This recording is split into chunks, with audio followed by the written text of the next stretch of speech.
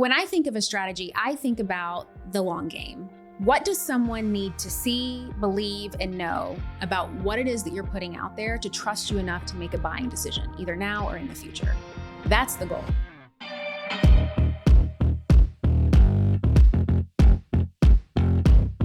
Julie, welcome to the Earn Your Happy podcast. Thank you so much for coming on. Thank you for having me back. You're welcome back whenever you want. This is a revolving door for you. So you come on and teach us how to go from brand deals to money. I mean, you're welcome because you help us make money. Thank you. And thank you just for being such a beautiful light of like goodness and service and support and all the things. Thank you so much. And we're in person, you guys. If you're listening, we're in person. It's like really special. In Nashville. And we actually met in Los Angeles at a book launch. Do you remember whose it was? Yes, I think it was Kate Northup's. Oh, I was just talking to her. Yeah, I think love it was that. Kate's. Literally, I just love her. She's amazing. If you guys don't know who she is magical as well. Yep. Go check her out. So you have established a reputation in brand deals. Yes. Can you tell me a little bit about that and how that even got started? Yes. So how I got started was really through my own journey, through trying to figure out how the heck to monetize an online platform. So I'm going to take you back quickly. In my former life, I was a publicist. It's important to note that. I did music publicity, book PR. I graduated with, a communications degree. So that was always kind of my professional background. Yeah. When I moved to LA way back in 2013, I started to see a shift that was happening in the PR space, not only with the industry as a whole. It was, kind of very traditional. It was very archaic, dinosaur-like. It was a really hard ship to turn around. At the same time, I started to see this opportunity and now what we would call influencer marketing. But a lot of PR people at the time, they were just like, that's like silly stuff. Like, we're going to stay over here and like pitch our magazines. And I'm like, okay, well, have fun with that. Yeah. So, and also at the time, me personally, I was just going through a lot in my own life of trying to figure out like, who am I and what am I really doing with my life? And I was getting very burnt out of PR. I had a client from hell who put me through the ringer and had like broken out in hives. I was $30,000 in credit card debt. Around how old were you at this time? I was 29, probably. So after that Saturn return kind of phase, and I had a newborn baby and I was really lost. But I had this skill set. So like I had that, I felt like a hot mess express in so many aspects of my life, but I had that.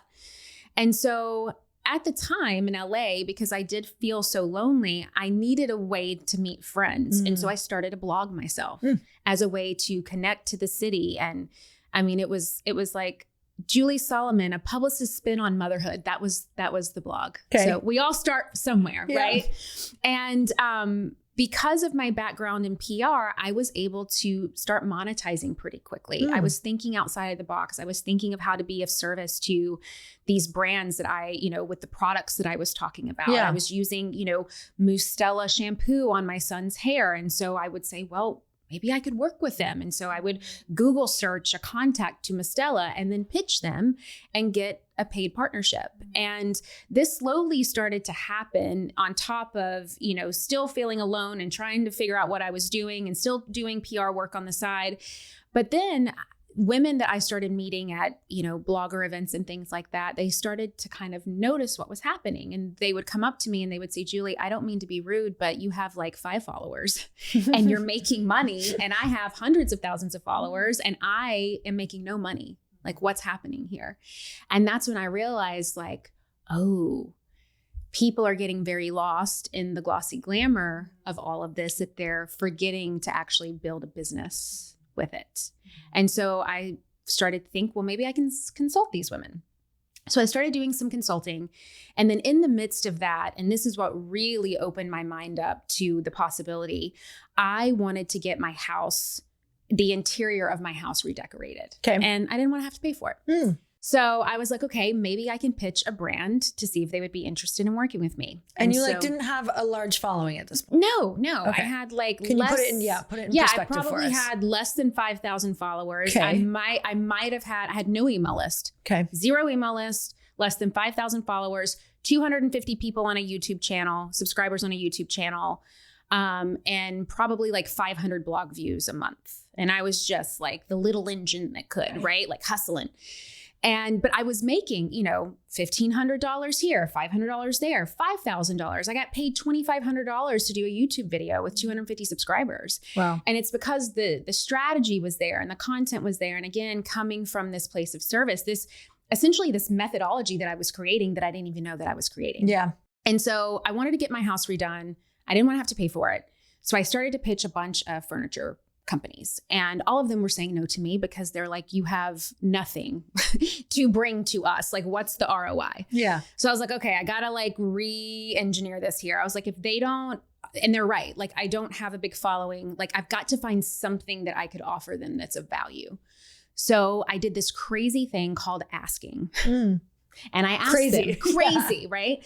And I asked them, I said, what do you need right now? Mm-hmm. Like, what do you need, CB2? What do you need, World Market? What do you need, West Elm? And World Market got back to me and they said, we're really looking to leverage more press, but like using social media. And I was like, okay. You're like, I could do Let me see what I can do. So I was like, okay, pause. Then I'm like, now I've got to pitch a bunch of press outlets to see if they would be interested in a blogger's home makeover. And I had to get a good spin of a story. Yeah. So the story that I came on that I was pitching to media was I was a work from home mom and I needed to transform my son's baby room into a toddler room while still keeping functionality in the home. And so I started to pitch to all these outlets. A lot of them said no, but then people.com came back and they said, we're actually doing a lot of blogger content now. And we've got this like mom section. And so we would be interested in doing this. And I was like, great. But before I went back to World Market, I was like, how can I make this bigger? So, and even though this wasn't quite true, I went back to World Market and I said, okay, people.com is interested, but in order for them to do it, they said that they need more content. So it's not just my son's room that you'll need to renovate, it's the entire house. Okay. And they said, yes. Okay. Wow. Okay. And so lo and behold, and this was like probably a 4-month back and forth process. Okay. But I just wanted to walk through just my ability to remain open, to remain curious, to remain asking the questions, to figuring out a solution led to me then landing $250,000 worth of brand new furniture, interior design services with another company that came on board, media coverage, multiple media coverage, photography of my home, and like every main house in my home completely renovated with gorgeous furniture. When that happened, I knew that I had something. Like I had something that was unique and different. And this was 2016. Nobody was doing this back then. That partnership started a slew of partnerships with World Market and like a ton of influencers after that. They worked with Caitlin Bristow from The Bachelor and, a ton of reality stars. But I was the catalyst of kind of creating that formula for them. And so I was like, okay, something is here and I need to monetize this. Yeah. So that's when I, at the same time, started hearing about these things called online courses on the internet. And I took a course that taught you how to create a course and very hodgepodgey put together my first program called Pitch It Perfect in 2016 that taught people how to pitch and land brand deals. And within 9 months, that program made $1.3 million. And I am still selling it today. Wow. So cut to 2024, like one of the main programs that I have always sold, my first program, Pitch It Perfect, is the one that I am most known for. So to kind of go back to your original question, I am known a lot of times as the coach that can teach you how to get brand deals. And that's where it started. That's kind of where it came from. I have now taught over 10,000 content creators how to do it. It's still around because it works. It's just as simple as that. It is foundational. It is strategic. Of course, it's evolved over the years, but the foundation has always been there. Not much has changed with that. And so I think that just shows a lot of testament of how solid that strategy is. And so that was kind of my into the online space. That's what really started the coaching business that I have now. I did that before I had a podcast, and everything else just kind of folded from there that we can talk about. Oh, I love that story. So many people right now are like, okay, how can I redo my house? This is so great. Literally my mind is like, okay, I'm in the process of doing like decorating right now. I'm like, what? Why? Let me go take your course. Get partnerships. There's so many opportunities for, especially with something of high value like that, gifted collaborations or even paid collabs, depending on what you're bringing to the table. Yeah, that is amazing. And just to start thinking that way, like even just hearing your story, and I can imagine taking your course, like you start looking at everything differently. Okay, so you have the brand deals, you've been helping people with the brand deals, but you're starting to see a bit of a gap for people. Yes. Tell me about that. Yes. So as I grew, so this was 2016, I launched my podcast in 2017. I was only selling the Pitch It Perfect course at that time. And then what happens for anyone out there that coaches, whether it's a course or a membership, you start to notice that there's a transformation that happens if, obviously that's the goal. And then you have these amazing people in your community that says, okay, what's next? And so I started to quickly realize like, okay, brand deals are great. And I'm going to be a proponent of them forever. And affiliate marketing, all of that is great. But that shouldn't be and doesn't need to be the only revenue stream that you have. I believe in order to create sustainability in the online space, you have to really start thinking about the products and services that you can actually create yourself, that you actually own. It's not just about you getting paid to promote somebody else's products and services, even though that's great, but like, what do you actually have IP over? What do you actually own? What is the thing that is going to carry you to that next level?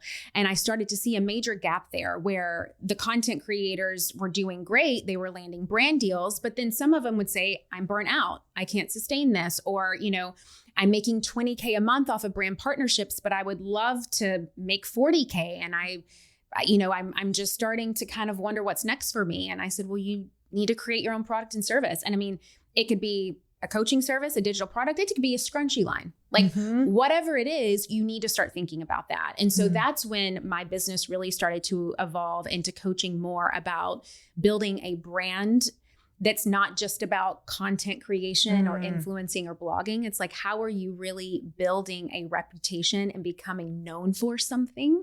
So there's a lot of strategy that goes around that. What makes you unique and different? What would make someone buy from you? And then from there, once you have that, it's like, okay, now what's your offer? And really supporting women and the people in my world of figuring out, this is the thing that I actually want to create, that I want to monetize, that I want to put out in the world, and I want to put my energy behind. And that's been an evolution and also a really fascinating process to kind of see what happens. And I've even had Pitch It Perfect students from way back when that did go on to create a scrunchie line and a shampoo line and a lip gloss line and, day planners. And then I've had a slew of clients that have gone on to create digital products, courses, memberships, masterminds, things like that. And that's where I really love to like root in, and I can do high level strategy with that. And just, I feel like that's where the magic is supporting in that way. And there's a lot of mindset that comes with that too. Yeah. Which we'll talk about. So when somebody says to you, okay, I want to kind of move from brand deals over to having my own products, and what do you first tell them about having a brand? You're like, okay, here's what we need first. What does that look like? Yes. So what they need first is that visibility in the marketplace. Okay. If you don't have visibility, then it's going to be really hard to convert. And so the first stage is really focusing on what are the key components that you need to do with content strategy, with consistency, with building authority to create that visibility. What is going to make someone know, like, and trust you enough that they will actually buy from you? And so that's when we have to spend some time nurturing, building up the content, building up what it is that you want to be known for. That's a big question that I always ask people. What do you want to be known for? What do you specialize in is another big question. Really rooting into that and starting to generate messaging and marketing and content that supports that. Because if you don't have that, it is so much harder to sell and to sell consistently and to sell sustainably, no matter what you're selling. And I think a lot of times what happens is that people want to jump the ladder, is what I call it. They want to go straight to that monetization tier, you know, all the time. They want to make money. They want to create offers, but they don't know what makes them unique and different. They don't have a brand story. They don't have a message. They haven't tapped into who their ideal buyer is. They haven't done any of that work. And so that's where a lot of the brand acceleration happens, that you have to focus on first. And so those are kind of some key components that for anyone listening that maybe they've been wanting to monetize, or maybe they've been trying to for a long time and they're like, it's just not sticking. 9 times out of 10, it's because you haven't really done that boring yet important work of building yourself out as a personal brand. And for some people, it could take 90 days. For some people, it could take a year. For some people, it depends. There's no like perfect time frame on like, okay, when am I going to be ready? It's like, well, you're ready to become ready. Like it's happening in the process of that. But if you can just give yourself the space to really focus on who you are as a brand, who are you serving, who are you calling in, you're also going to get more information about what do they want to buy from you that you can be a solution provider for. That's another question that I get all the time of like, well, I don't know what I want to offer, or I could offer 5 different things. And how do I pick? It's like, well, what's your audience telling you? You're not going to know that if you haven't tapped into them yet. And so that's where we focus on first before we get to the conversion. Let's talk about, you touched on content strategy. I think a lot of people get so lost there. Like, should I post about my dog? Should I post about my kids? Should I talk just about this thing that I want to sell? How would you tell somebody to start setting up, like, what even is a content strategy, Julie? Yeah. Hey, y'all, if you didn't know, Earn Your Happy is now a part of the Growth Day Podcast Network. This is so exciting to me because I have been looking for a really good home for the show for, I can't even tell you, years, literally. And now I've finally been able to come together and collaborate with other people who have incredible shows, and I want to share them with you. One of the shows is Motivation with Brendon Burchard. And you guys, if you don't know about the beginning of my career, I literally started with Brendon Burchard's work. It's how I launched one of my very first online courses and membership sites, was because he gives so much advice that you can integrate and implement immediately. And that's what you're going to get on the show. Not just motivation, but you're going to learn exactly how to get your stuff out in the world. And not just that, but Brendon runs in the most incredible group of humans who are really doing the thing out in the world that you want to be doing. So go check it out. Go subscribe to Motivation with Brendon Burchard. I promise you, this is going to be one of those shows that no matter when you tune in, you're going to get value. Like, it's not one of those that you're like, God, I listened for 30 minutes and I didn't get what I wanted. Like, from the beginning, you're going to get something that changes your life or changes your business. So go check it out. Motivation with Brendon Burchard. I know you're going to love it. I'm obsessed. So I think it depends on who you ask. You know, you ask one person and they're going to say, well, you need pillars and themes, and this is what they are, and these are the buckets, and this is your niche, and da, da, da, da, da. Yes. And when I think of a strategy, I think about the long game. What does someone need to see, believe, and know about what it is that you're putting out there to trust you enough to make a buying decision, either now or in the future? That's the goal. Like in a business, it's money, it's revenue. That should be the goal. I think the biggest reason why people have a problem with content or content strategy is because they don't have that greater vision of what's coming in at the end of that. They're not thinking about it from like, oh, this is actually going to be what supports me in selling something now or in the future. They're just showing up to create content just to create content, or to get followers, or to fill some kind of void, or because they think it looks cool on social media. So you have to get clear on that why for yourself. And so a lot of times I like to start with the offer, start with the problem that you solve, and then reverse engineer it, because that's going to help you a lot more with the content strategy. And then of course you can have things like pillars and themes and all of that if it supports you. But I think that's where people can really get lost. So the thing that I really like to think about when I think about a strategy with your messaging and marketing is, who are you selling to? Who are you serving? And what do they need to know and understand? What are their beliefs about the problem that you solve? What do they think are not true? What do they think that is impossible for them. And how are you painting that picture? How are you taking them on this journey of allowing them to assess and decide that you have the right solution for them? And so the more that we can get out of the weeds with having to have like a perfect content strategy, or having to know like, should my themes be this or should my themes be that? So I'll give you an example with like my Pitch It Perfect course. One of the things that my ideal buyer believes that isn't true is that they have to have a lot of followers in order to land a brand deal. It is just this thing that they believe. Not only is it not true, because I've had students with as little as 300 followers land paid brand deals. So I've seen it time and time again. Yeah. But it is my job to start creating content strategically that allows them to understand that, and to believe that, not just to tell them, oh, you don't have to have a lot of followers, but how am I creating story around that? How am I pulling in social proof from past case studies that I have? How am I sharing from my own experience when I didn't have any followers? And so it's really about thinking of it in that way of like, what is something that my ideal buyer believes that could potentially keep them from investing that I can show them is not true, is not, and then there's a new possibility in a new way. And that's really how I like to look at content strategy. I think it also lets us off the hook. I think that a lot of times, as long as we have that content corralled mostly to where we want it to be, then it's cool and it's streamlined. However, most people don't.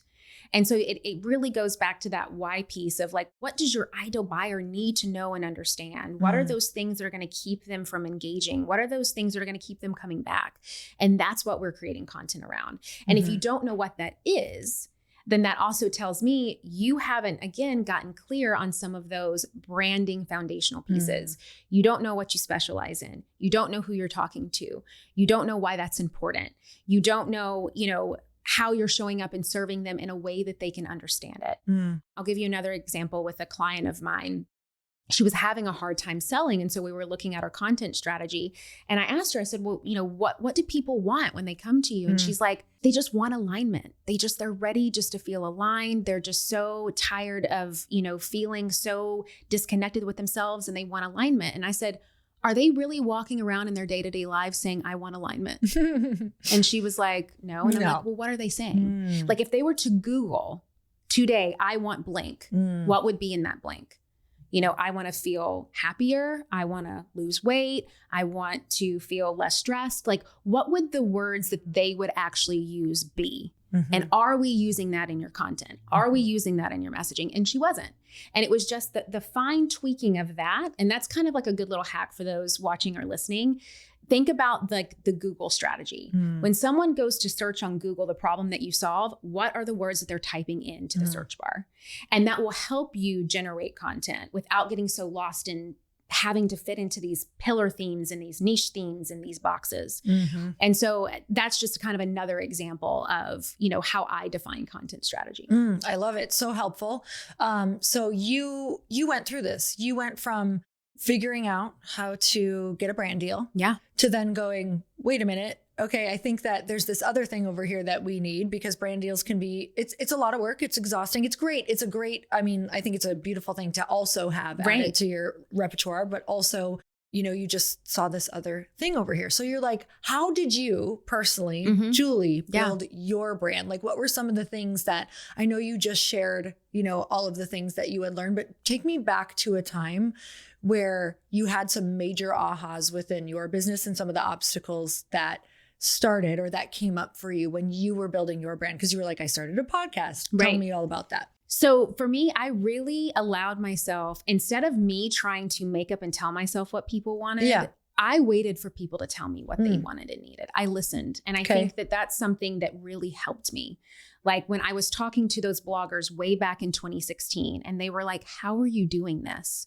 And I was like, okay, let me consult you. That was an offer. And then I realized my time's getting maxed out. I need to figure out how to do this instead of one-to-one, like one-to-many. Yeah. So for me at the time, I had to get honest with myself about how am I going to build this as fast and easy as I can? And for me, that was online courses. It was low barrier of entry. It was way less sophisticated than it is now. But, I figured it out and I hodgepodged it enough. And slowly, I had my first little launch and I made 5K and then the next one, 7K. And I slowly built that to where I could start to pivot more into my full-time brand. So it felt like I went all in, but I did give myself kind of those little, I might have still been doing some side gigs and stuff in PR, but I allowed myself to slowly pivot. I allowed myself to listen to what my audience at the time, no matter if there was one of them or 100 of them, it's like, what does this person need that I can realistically today without needing to learn anything else, without needing to buy anything else, so without important, needing anything else. Like, what do I have in my arsenal today that is enough today to be a solution for this person? And so for me, that was pitching and strategy around pitching and getting media and getting brands. So that it started there. Then the other thing that I think that I did, and I don't even realize at the time that I was doing it, but looking back now, it really, really helped me, Lori, was that I only sold one thing for 2.5 years. And I got really freaking good at selling that one thing and becoming known for something. I think it's a lot easier to build know, like, and trust and become an authority and to gain visibility and to become known for something if you're throwing out new offers every single month. Yeah. Especially if they don't have a through line with their customer journey. And so the fact that from 2016 until the end of 2018, the only thing that I was selling was Pitch It Perfect. And then in 2017 came the podcast because I wanted what I would call now is like a nurture channel. I wanted another opportunity to be able to nurture, to talk. I wasn't focused so much on my blog. Again, a podcast at the time was a very low barrier of entry. It was way more easier to plug a microphone into a computer than it was to set up a whole production for a YouTube channel. Yeah. So that's why I chose podcast. So for me, it was about thinking again of just where I was at that time. What was going to be the fastest and easiest way for me to get to the goal without having to invest a lot of money, learn a bunch of stuff. And so I always think about like that low hanging fruit mindset. And I try to coach my students into that. It's like, you may want the bells and the whistles and all of this, but like today with what we're working with, like what's actually possible today? And that mindset really helped me. And then I launched some other courses. I think where I started to struggle was that during that COVID boom, when everybody and their mama was coming onto the online space, it was also a time that I had a newborn baby and I was writing a book. So I had a lot of things and I had moved across the country. That's a lot. Yeah. I had a lot of things going on at that time. But I remember at that time feeling very lost in the noise.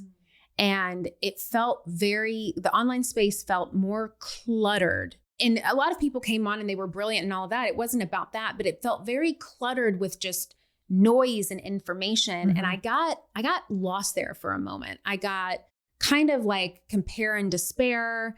I got very confused. Been there. Yes. I was second guessing myself. I was like, this is what's happening. And so looking back, I wish that I would have seen that time because I had a lot of friends. We have a lot of mutual friends that like killed it during that era. And I mean, that was like a huge time for them. And I think that due just to where my emotional space was at the time, everything that was going on in my personal life, I couldn't really see it as a gift and as an opportunity to like strengthen my muscles and to step into something new. It's kind of like, oh, there's a new space here. What am I going to do about it? Yeah. And so I got really kind of lost there for a while. I lost my purpose there for a while. I started to second guess what I was doing and if I was even creating anything of value for people anymore.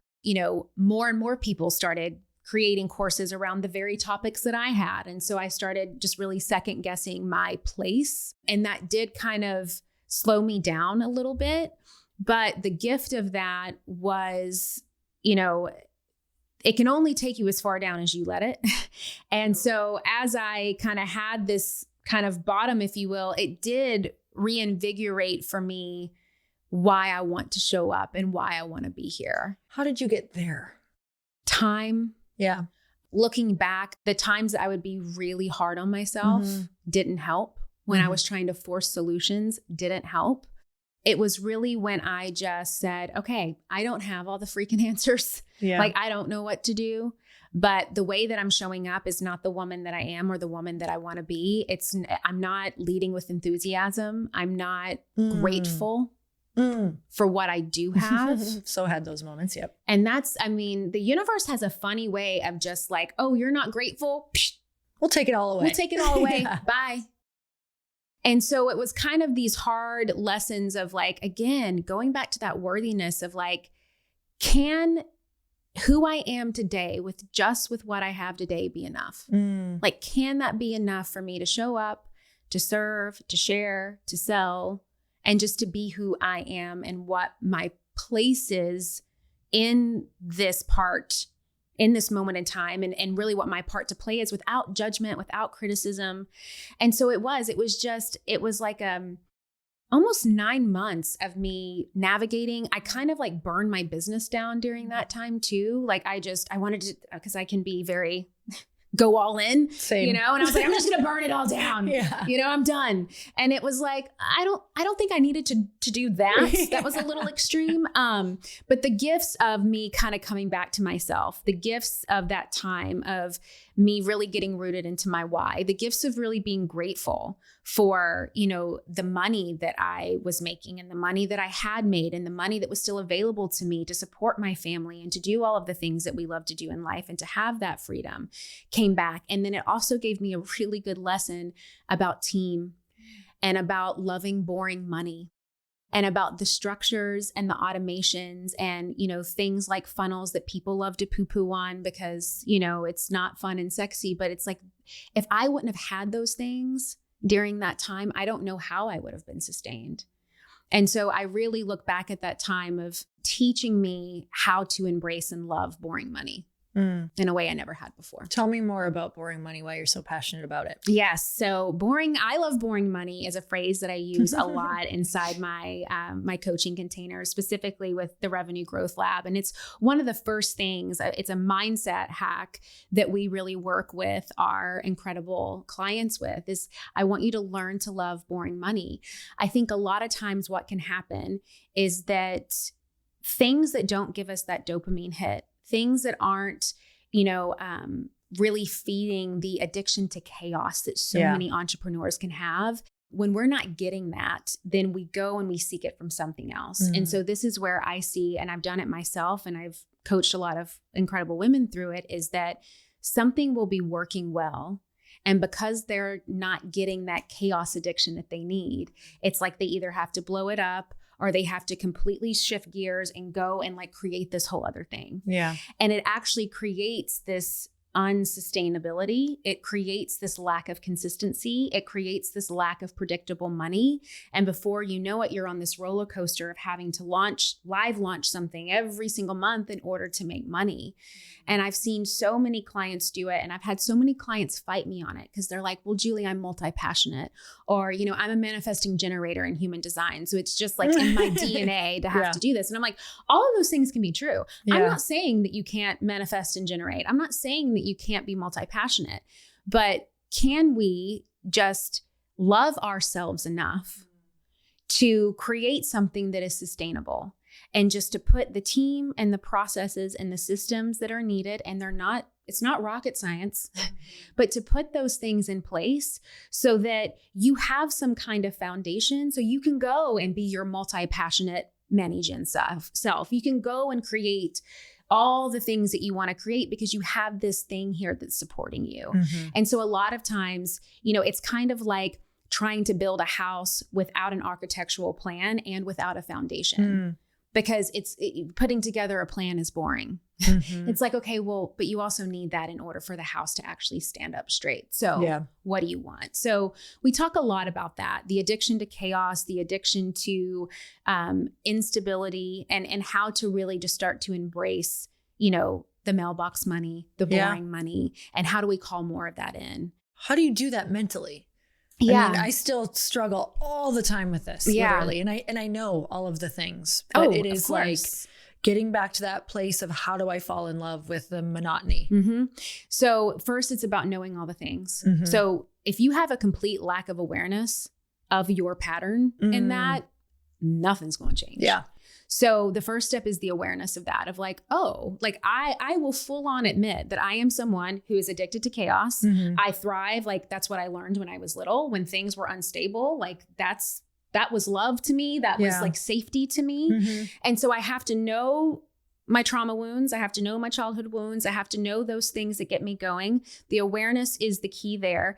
And then you have to have tools. You have to start accumulating the tools of, okay, even though I want to go and burn this down and go create this other thing, can I pause? Can I know that maybe this is not my strong suit? So do I need a person, a support system, someone that I can lean on that can say, yes, and yes, we want to go create your, cupcake business, Julie. And let's make sure that this is being nurtured and this is being taken care of, because this is what's actually going to sustain that cupcake business. And so for me, it's having people that will tell me no in a really loving and graceful way. Totally. It's me admitting to myself that I don't always have the answers and I don't know what's best. That's a big one for me. It's me being able to say, I need help. Like that is a big one for me, because growing up and like when I started my business, I didn't even know that was possible. Asking myself, what does it mean if I was fully supported right now in this? I was like, I could be fully supported? Like, I didn't know. I thought I had to do all this by myself. And so like, I don't know. I need help. I'm feeling the itch, and just having someone on your team, in your world, whether it's a friend, a team member that you can bounce that off of, can save you a lot of money, a lot of headaches, a lot of trial and error. So that's a big one, is having that. And then I think that just really being mindful of when you're wanting to jump in and react, and like, what's the feeling behind that?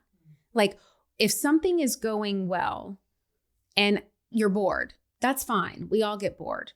But why are you wanting to go and jump into all of these other things? And if there's a legitimate reason and it makes sense, and like, let's just talk about it. Instead of just doing it, let's just talk about it. And I think that for someone like me, who I'm such a doer, I'm like, I ain't got time I'm going to do it. I'm not going to think about it. I'm just going to do it. And like, time is of the essence. I've had to really unlearn some of those things that don't serve me well. Like there's been a lot of things in my life where taking action has served me very, very well. But there's also been a lot of times in my life where taking action immediately without really thinking and feeling through it has not served me well. And so just realizing those things, it's really, I think, about knowing yourself and surrounding yourself with other people that can hold you accountable to your own shit and not let you squirrel so much. And so that's what's been most helpful for me. Let's talk about the expectation around talking about boring money. This leads into it as well, because I think sometimes if it doesn't go well, if there's an expectation around this should be working, it's month 3 or it's month 6 or it's year 1, and you're not getting the results that you want, how long do we stay with something? Yeah. So the first thing that I love to work with clients on, and this is, typically when they come in and if they do have an offer suite, and they'll have that issue of like, well, Julie, I launched this thing and I made like 4 sales and, I wanted to make X amount. And I'm like, I pull out the calculator and I'm like, okay, let's like have a realistic baseline here. How many people are on your email list? 200. Okay. How many, followers do you have? 10,000. How many are engaged? 1%. Okay. How many times did you launch? 1 time. How many people opted in for your webinar? 15 people. And you expected to have 50 sales.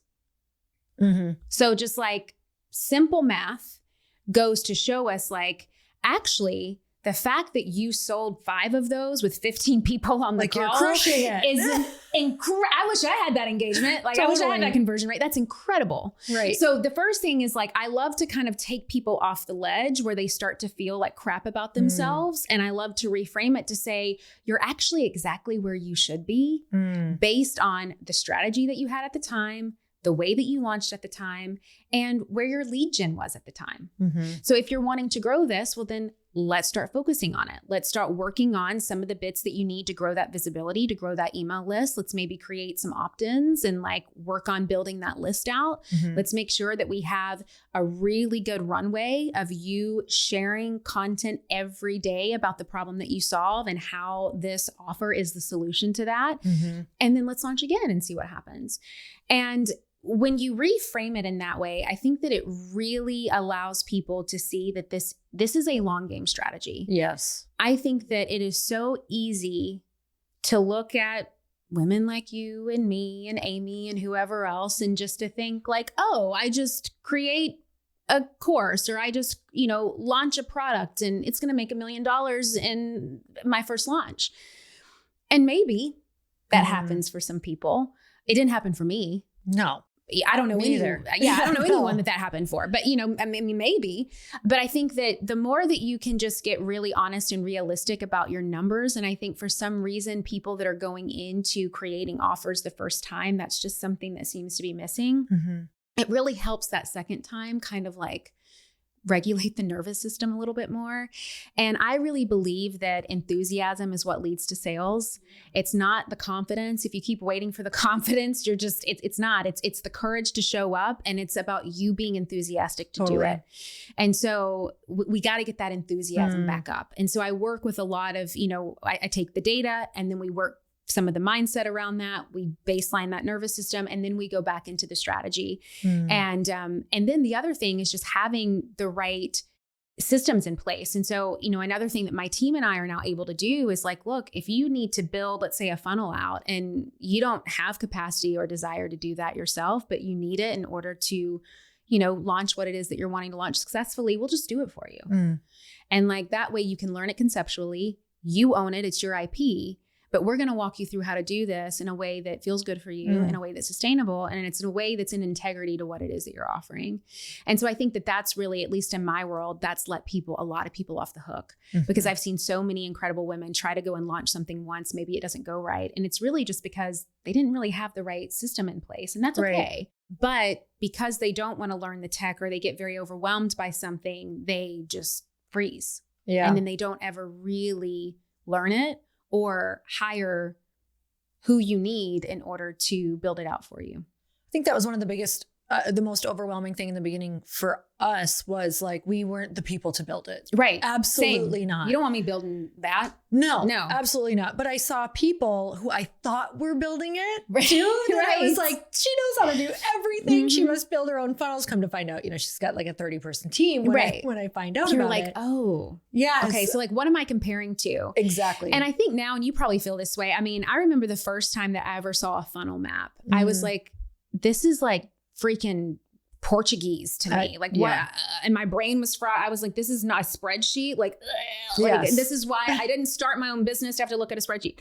But now it's like, I could teach that in my sleep. It doesn't mean though that I'm the one that's actually building it out, but I do understand very conceptually and very detailed the pieces that need to go into that. And I believe that every business owner needs to know that about their business. Even if you're not the one doing the sales, you need to have a strong conceptual understanding of what it takes to sell your offer. Even if you're not the one building out the funnels, you need to know how to use your active campaign or your convert kit, or, you need to have some understanding of the machine that is running what you're building, but you don't have to be the one that's physically building it out. And there's a lot that I'm grateful that I understand, but like, I don't need to be spending my time there. It's not my best use of time. There's another genius out there that could do that. So I agree with you on that a lot. So tell me about the offer. When do we know when we're ready for the offer? And then just like, really, do you help people dial in that offer? Yes. So I think that you're ready to create an offer. I mean, it's like, well, why do you want to create a brand? If you want to create a brand, you're probably ready to create an offer. So it's probably way before you think that you're ready. And two, it's when you have a good understanding, which shouldn't take someone longer than a day, to be honest, of like, what are you really good at that someone would happily pay you money for? What problem do you solve that someone would happily pay you money for? And it really comes down, I mean, the most basic things like, I want to lose weight. I want to make money. I want to get laid. It's like, I mean, whatever that is for that. Yes. Right. It's like, it's very basic things that the majority of people want in life. I want to feel better. I want to look better.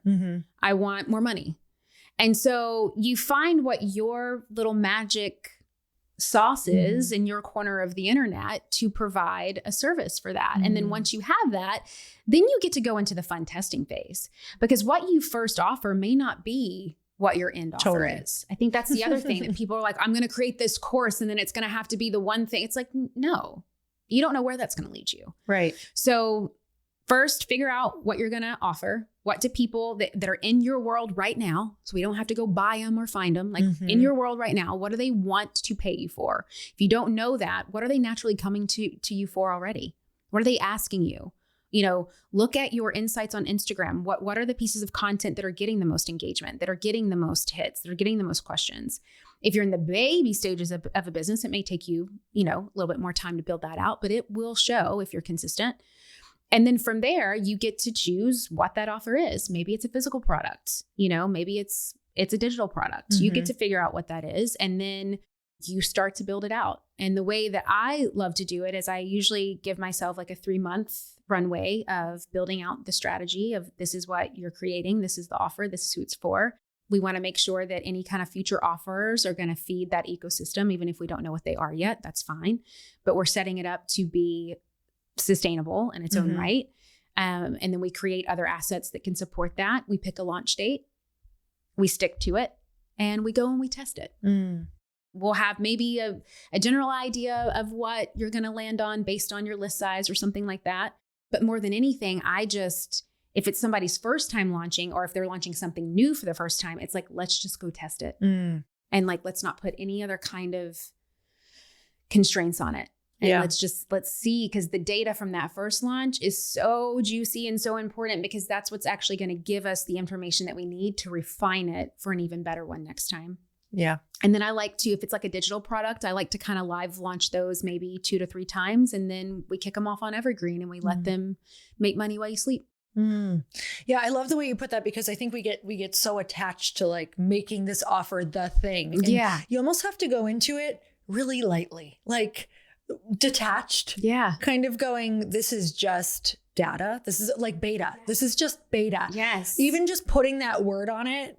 You know, because we're so much with our new product right now. I'm like, everything is beta. Right. Like I'm not getting attached. I'm not like, this is the plan that has to make the money. And if it doesn't, then I'm a failure. Like people get so emotionally attached. Yep.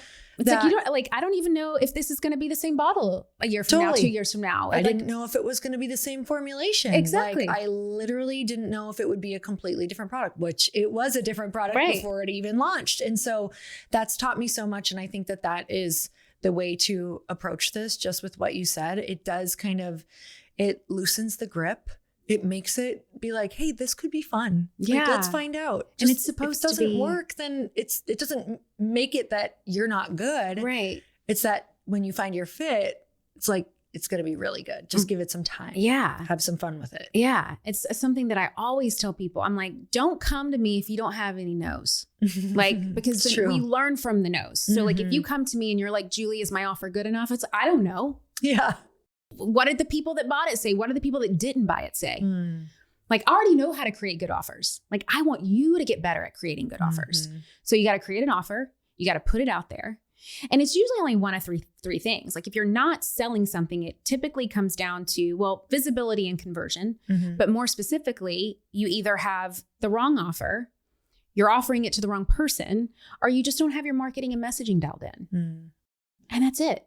Yeah. And it's really as simple as that. And then where we get to have fun, and this is why testing is so important, is that we get to figure out, like, is the offer hitting?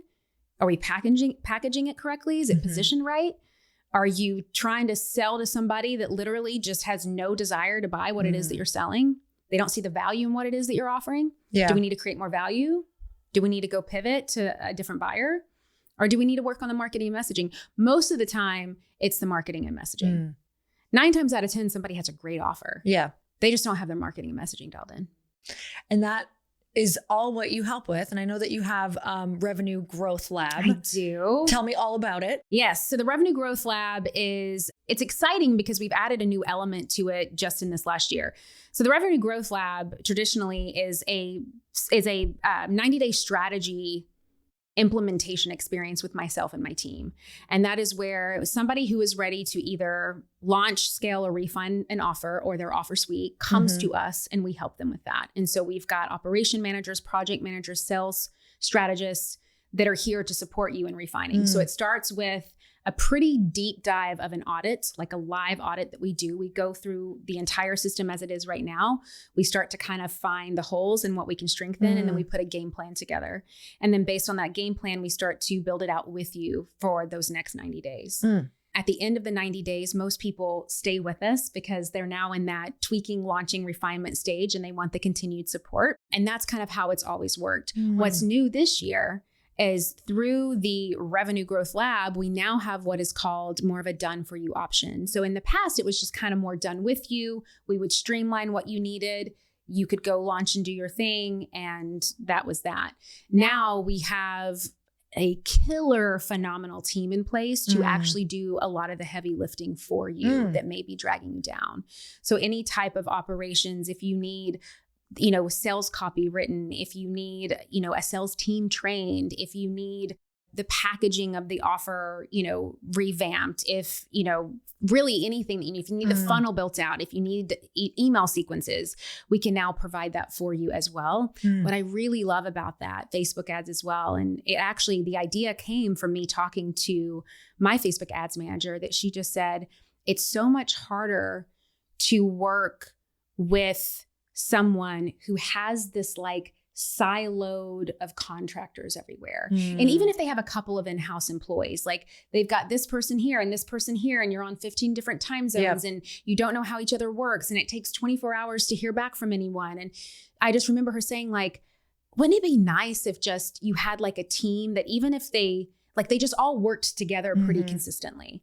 And it gave me that idea where like, well, why don't me and my team essentially become your team? And we give you what you need in order to grow and scale. And since we all are cohesive in how we show up and our strategy and just the back end operations of how we work, it makes it really, really clean. And we're getting results for clients a lot faster, which is really exciting. I can attest to that being very challenging, having it completely pieced together.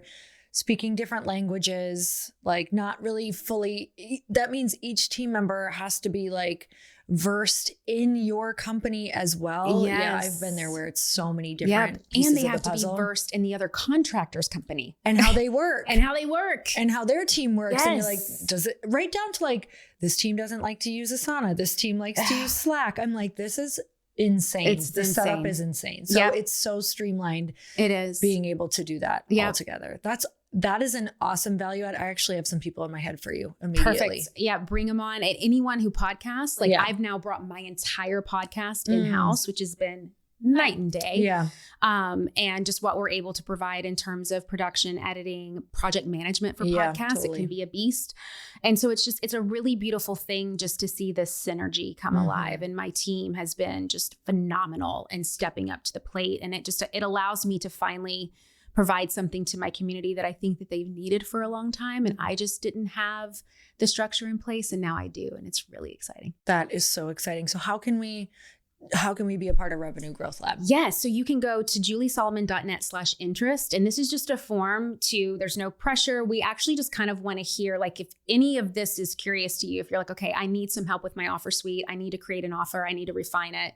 We just want to hear what you're doing. Like, that's our data mining. Yeah.